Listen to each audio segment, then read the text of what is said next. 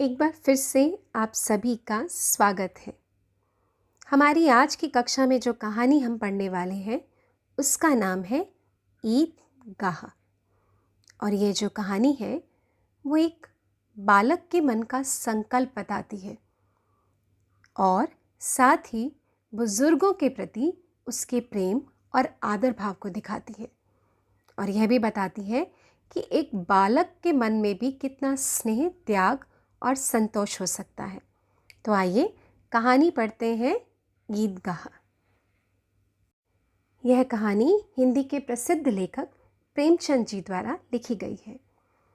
तो कहानी शुरू होती है रमज़ान के दिनों के बाद आने वाली ईद से। रमज़ान के पूरे 30 रोज़ों के बाद आज ईद का दिन है।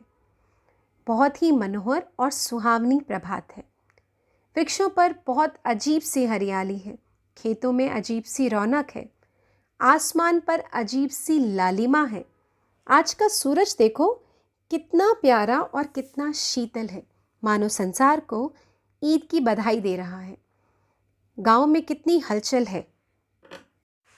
गांव के सभी बड़े और बच्चे ईदगाह जाने की तैयारियां कर रहे हैं। बार बार जेब में रखे पैसे गिनते हैं। महमूद भी गिनता है, मोहसिन भी गिनता है और इन अनगिनत पैसों में कितनी चीज़ें लाएंगे वो सब चीज़ें भी गिनते हैं। सबसे ज़्यादा प्रसन्न है हामिद। वो अपनी बूढ़ी दादी अमीना की गोद में सोता है। उसके पाँव में जूते नहीं हैं। सिर पर एक पुरानी सी टोपी है जिसका गोटा काला हो गया। फिर भी वो खुश है। लेकिन उसकी दादी आज अपने कोठरी में बैठ के रो रही हैं क्योंकि आज ईद का दिन है और उनके घर में अन्न का एक दाना भी नहीं है। क्योंकि हामिद के पिता और उनका बेटा आबिद इस दुनिया में नहीं है। वो बहुत उदास हैं।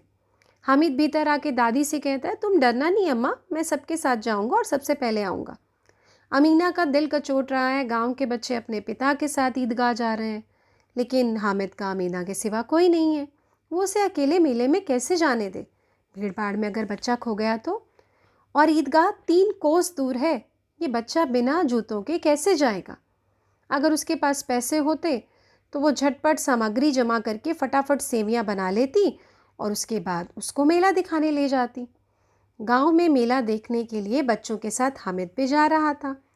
चलते चलते शहर आ गया। दोनों तरफ अमीरों के बगीचे थे। ईदगाह में बहुत सुंदर सुंदर लोगों के भड़कीले वस्त्रों वाली टोलियां थी। ईदगाह में बहुत ही सुंदर व्यवस्था थी। नीचे पक्का फर्श था जिस पर जाजिम बिछा था। कितना सुंदर संचालन, कितनी अच्छी व्यवस्था।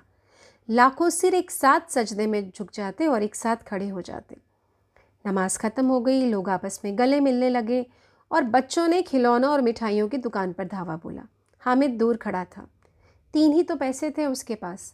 अब उसके दोस्त मोहसिन बिश्ती खरीद लेता है, नूरा वकील खरीदता है और महमूद सिपाही।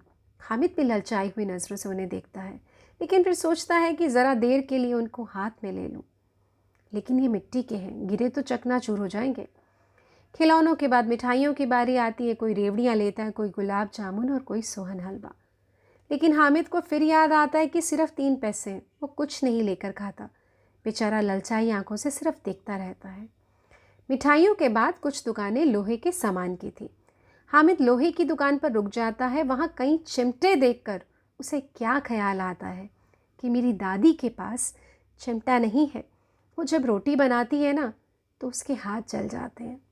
अगर वो चिमटा लेके दादी को दे दे तो वो कितनी खुश होगी। फिर उसकी उंगलियां कभी नहीं चलेंगी।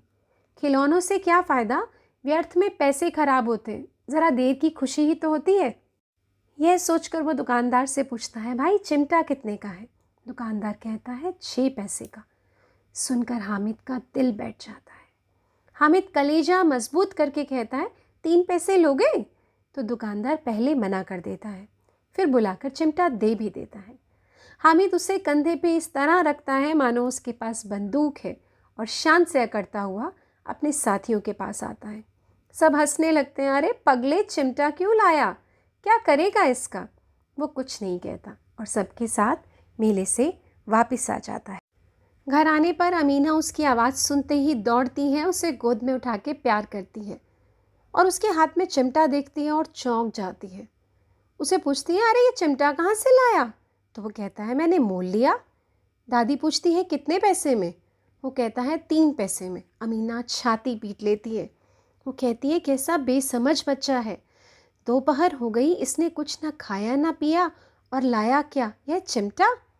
तो वो गुस्से से कहती है सारे मेले में तुझे कुछ और चीज़ ना मिली जो यह लोहे का चिमटा उठा लाया? तो हामिद ने कहा दादी तुम्हारी उंगलियां तवे से जल जाती थी, इसलिए मैंने इसे ले लिया। दादी का वो क्रोध तुरंत स्नेह में बदल गया। यह कैसा मूक स्नेह था, खूब ठोस रस और स्वाद से भरा हुआ। दादी सोचती है इस बच्चे में इतना त्याग, इतना सद्भाव और विवेक है। दूसरों को खिलौने लेते देखकर और मिठाई खाते देखकर इसका भी तो मन ललचाया होगा, पर वहाँ भी इसने अपनी बूढ़ी दादी की याद बनाए रखी। अमीना का मन गदगद हो गया। वो रोने लगी, दामन फैलाकर हामिद को दुआएं देती रही और आंसुओं की बड़ी बड़ी बूंदें गिराती लगी। बेटा, ये कहानी हमें बताती है कि हमें हमेशा अपने बड़ों के प्रति अपने मन में आदर की भावना रखनी चाहिए, इस नन्हे हामिद की तरह। धन्यवाद।